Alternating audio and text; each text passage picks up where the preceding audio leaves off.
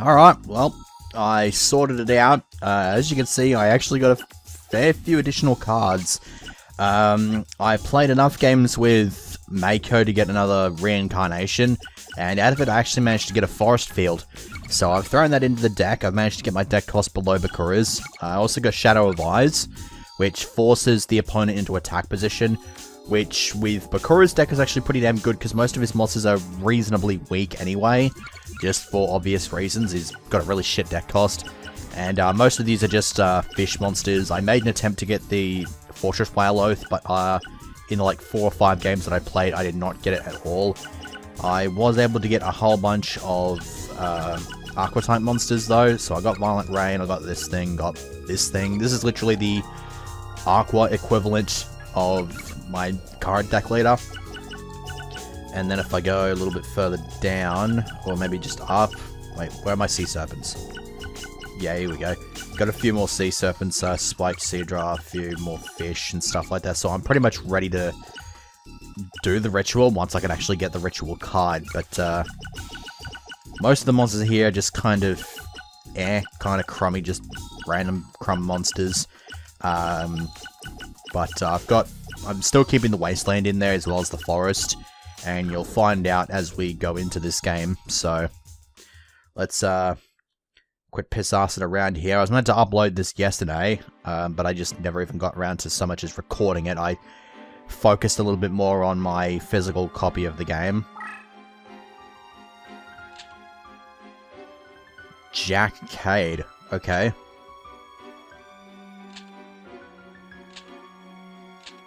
Okay, whatever you reckon. I guess they must also specialize in having low deck costs. But anyhow, I was meant to do this yesterday, but I just never really did it. I focused more on my physical copy and tried to just rank up deck leaders all friggin' day and get a whole bunch of pyro monsters, so yeah. I was also meant to get around to do my friggin', what task was it, my bloody Araxor task in RuneScape 3, but I never even got around to doing that. Now, what's the Power of Kaishin doing in here? Am I running, like, Roaring Sea Snakes in here or something? Whatever. Let's just burn for 100 damage turn 1. God. This card is so shit. If I could get some Final Flames from Shardy, then I'd be running those instead. Because at least, like, even those do more damage, but this isn't the first deck lead we've gone up against that has a Secretary of Defense, but this thing has an ability that increases the player's life points by 50 with each turn, so what do I want to go for here? I could fit this Flame Snake with a Burning Spear, and that should put it on 1400 when it goes into Crush Terrain. Actually, it might be out of my range, so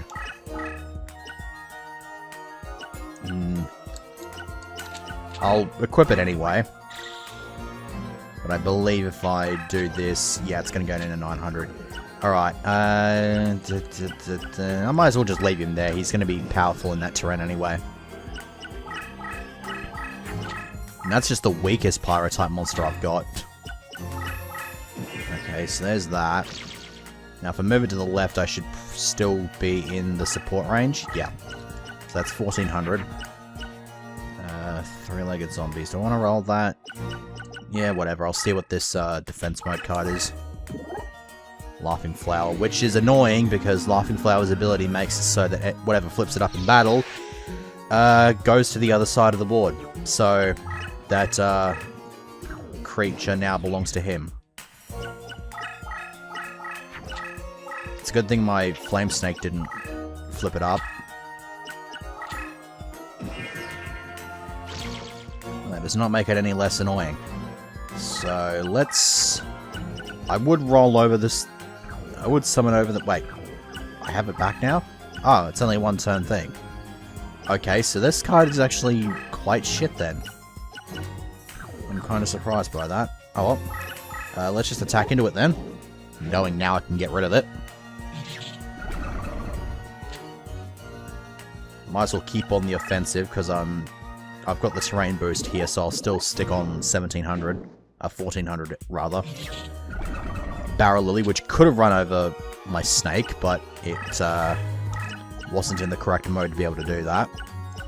Might as well throw Acid Crawler down. One of the very few instances where Acid Crawler will actually be useful. At least we're assuming that's going to be the case. Looks like... I don't know. Go attacking into that. Oh, hello. Yeah, a 1400 monster that benefits from forest terrain in this game is probably the best situation to be in, just because... Yeah, I don't like to get some more... No, but I got Salamandra, and I can also use Wasteland. I'm going to go with the Salamandra, though, because that puts me over the Wicked Worm Beast. Uh-oh. Excuse me. What? Why is this thing Earth attribute? I've just misplayed really fucking hard now. Well, that's just fucking great. I didn't know that thing wasn't fucking fire attribute. And there goes my equip spell. Yeah, I think I just fucked this thing up. If I lose... I'm not in a good mood now. I guess the only positive is that I've got three-legged zombies on board, so when I throw this wasteland down, he's going to get benefit from it. I believe this also is a detriment to his plant types. So that's quite nice to have. Now let's get rid of this stupid thing. It has an ability where if it gets destroyed, it goes back to the owner's deck. So yeah, there that goes. I'm still gonna hit him for the damage, but I'm not impressed.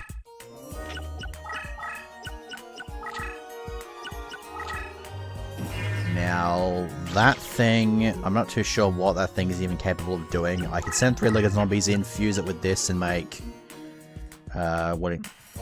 what's the fellow's name? Dragon zombie. I'm gonna see if these two will fuse. Figured as much. That should make a stone deed, shouldn't it? Yeah. 2500, so I'll swing into that. What? What? What? Destroy a specific enemy type, apparently it's rock. Okay, this game has been fucking... has not failed to piss me off since I've started it. It's opened me with a shit hand. The ability's just giving him life points. I've just lost a fucking massive beat stick as soon as I fucking play it because the thing decides, no, you can't have rock types. And... oh my god. Is this really what's going to be happening here? Okay. Black Pendant's not going to work on this thing, but I'll send it forward anyway because it'll be useful. See if I can get somebody to swing into it just so I know what I've got to be dealing with within the crushed terrain there. I don't see that thing being useful for anything. That's moving the fuck out of the way. I might be able to get into a decent position to get a strike on his deck leader here. Damn. I was hoping for another beast, because if it was a beast I could just move 2 spaces and attack into it. But Marvelous is not what I'm after. So let me go ahead and get rid of... Haunted. I'll get rid of Magic Gem. I don't think he's going to be running any spells that actually activate, aside from War Lion Ritual. But I don't think he's going to be running War Lion. I don't think he'll activate it this game. So if I move that there, move my zombies over here. That should do the trick. I have to wonder now if those guys actually have 3 legs between them. Because I get the impression that it's just literally one guy with 1 leg and one guy with the other leg.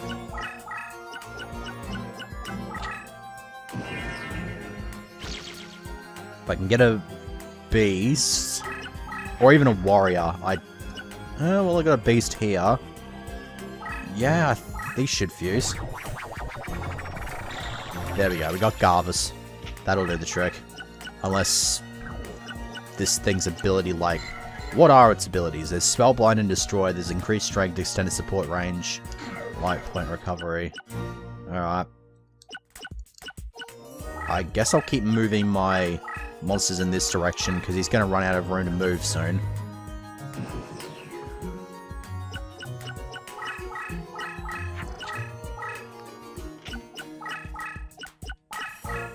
left my leader open, but I want to see what he's going to do here. Yeah, I might as well move Garvis in a more defensive position here to block stuff from coming at my deck leader. I'll have to see what I've got here. Salamander, Sectarian. Power of Kaishin's in here because I'm pretty sure I am running a giant sea snake.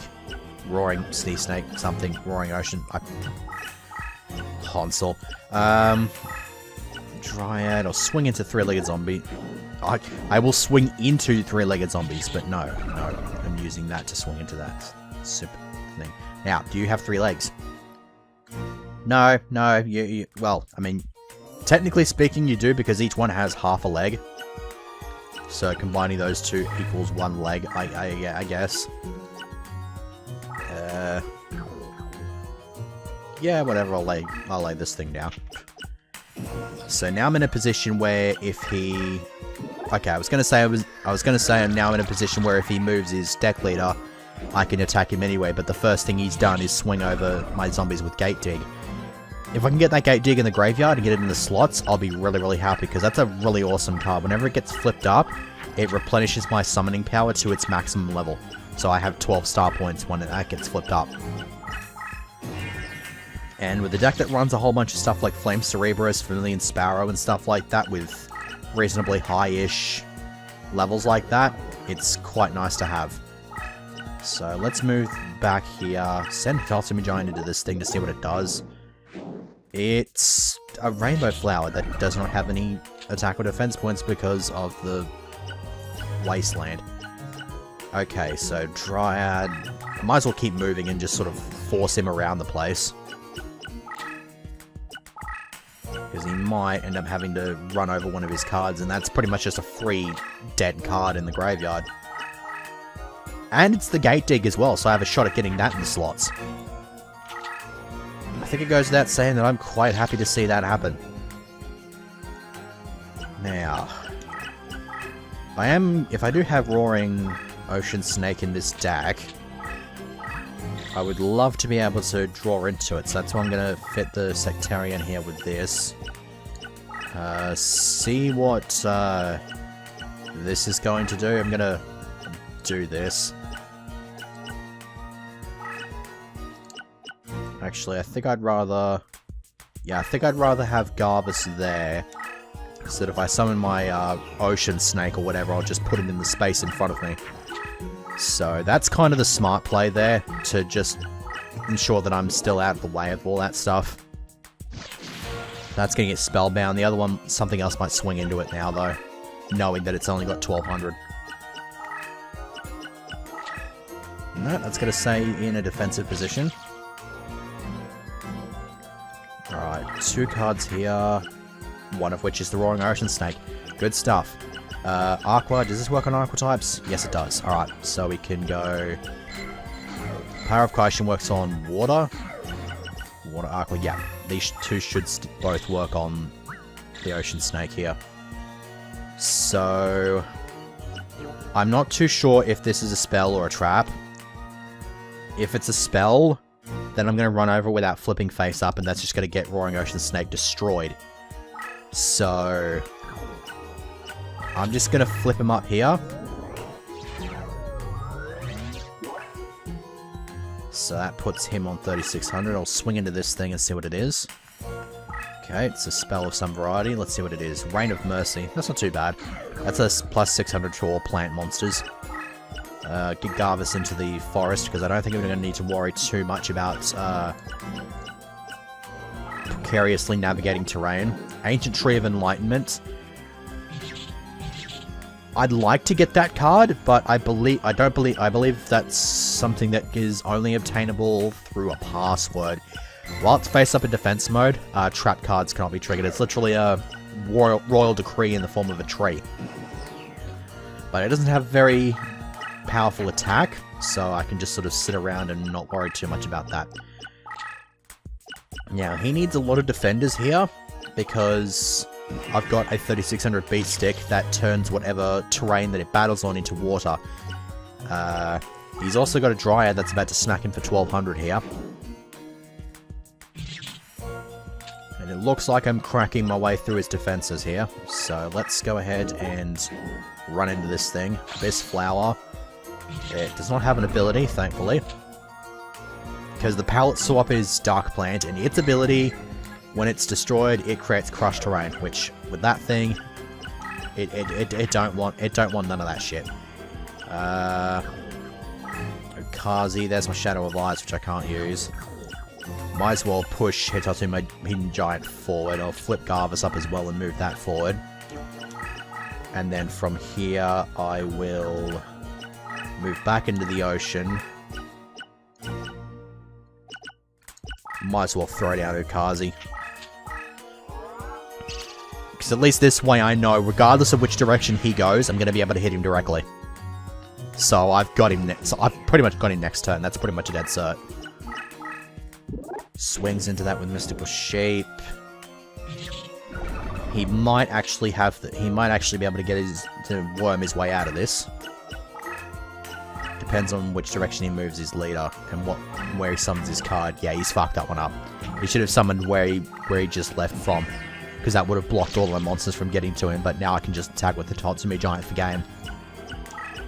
And I'm 16 minutes in, so I do believe that that's a pretty good segment there.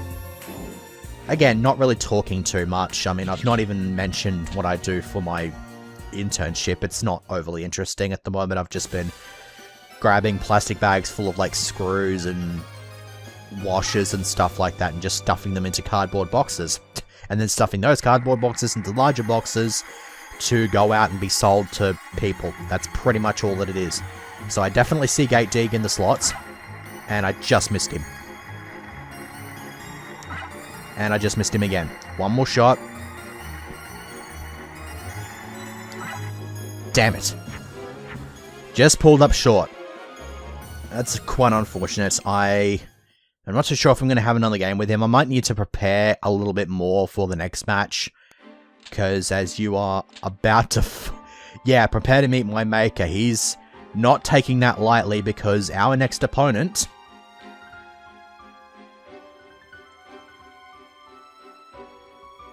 might be wearing leather pants. So, yeah. 1206 deck cost, so reasonably powerful.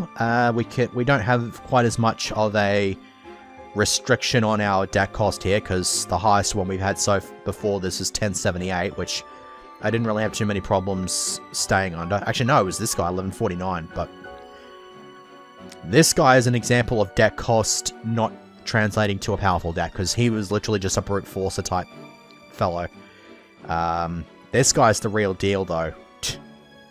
His deck's not too different from his actual deck, so you'll expect stuff like Dark Magician, Summon Skull, that sort of riffraff. So, there you go. So let's hope that the random card that we get this time around is actually going to be helpful to us.